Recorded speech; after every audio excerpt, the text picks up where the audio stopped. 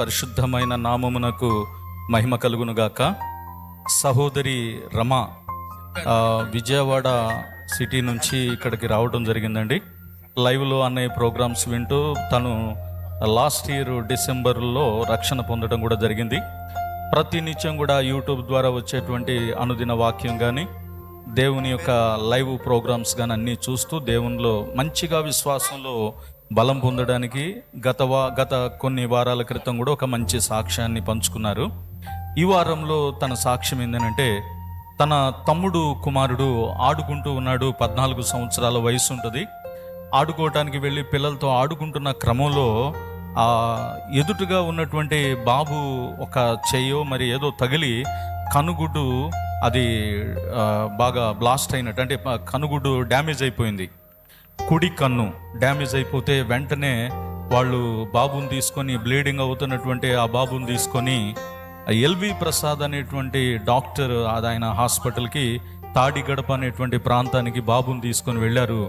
వెళ్తూ సహోదరికి కూడా విషయాన్ని తెలియపరిచినప్పుడు వెంటనే వాళ్ళు అక్కడికి వెళ్ళడం జరిగింది. డాక్టర్లు చెప్పారు, ఈ బాబుకి కన్ను డ్యామేజ్ అయింది, దాదాపుగా ఫస్ట్ ఒక ఆపరేషన్ జరగాలి, ఈ ఆపరేషన్ జరిగిన కొద్ది రోజులు గ్యాప్ ఇచ్చి మరి ఒక ఆపరేషన్ చేయాలి. ఈ 2 ఆపరేషన్లు అయిన తర్వాత కూడా జరిగే ప్రాసెస్ ఏంటంటే, నిత్యం కంటికి స్పెట్స్ అనేది యూజ్ చేయాలి, అంటే కళ్ళ జోడు పెట్టుకోవాలి, లేకపోతే మాత్రం బాబుకి కను దృష్టి అనేది లోపంగానే ఉంటుంది, అంత స్పష్టత ఉండదు అని వైద్యులు డాక్టర్స్ చెప్పారంట. ఈ నేపథ్యంలో సహోదరి తను వారితో కూడా బయలుదేరి హాస్పిటల్కి వెళ్లే ముందు సర్వలోక జగద్రక్షకుడు, వైద్యులకే వైద్యుడు, పరమ వైద్యుడు అనే యేసయ్య దగ్గర తను మోకరిల్లి ప్రార్థన చేసింది.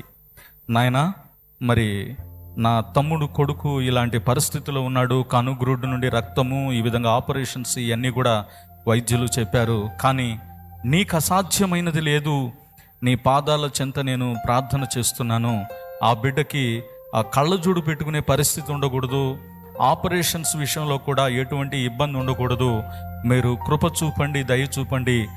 ఈ విధంగా మీరు కార్యం చేసినట్లయితే మీ సన్నిధిలో సాక్షిగా ఉంటాను అని. అయితే తను విశ్వాసం ఉంచింది, దేవుడు కార్యం చేస్తాడని. ఆ విధంగా కన్నీటితో దేవుని సన్నిధిలో ఉపవాసం ఉండి ప్రార్థన చేసి అక్కడికి వెళ్ళినప్పుడు బాబుని ఆపరేషన్ థియేటర్లోకి తీసుకొని వెళ్ళారు.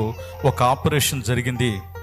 వాళ్ళ అన్నయ్య వాళ్ళకి ధైర్యం చెప్పేసి, అన్నయ్య ఇంక ఎటువంటి ఆపరేషన్ ఉండదు, ఇక ఈ ఆపరేషన్కి ఏదైతే తీసుకెళ్లారో అంతవరకే, ఇంకొండదు, బాబుకు స్పెట్స్ పెట్టుకునేటువంటి పరిస్థితి కూడా రాదు, దేవుడు కార్యం చేస్తాడు, విశ్వసించండి అని చెప్పారు. కారణం ఏంటంటే, వీళ్ళంతా కూడా అన్య కుటుంబంలో నుంచి వచ్చారు, విగ్రహారాధన చేసే కుటుంబం.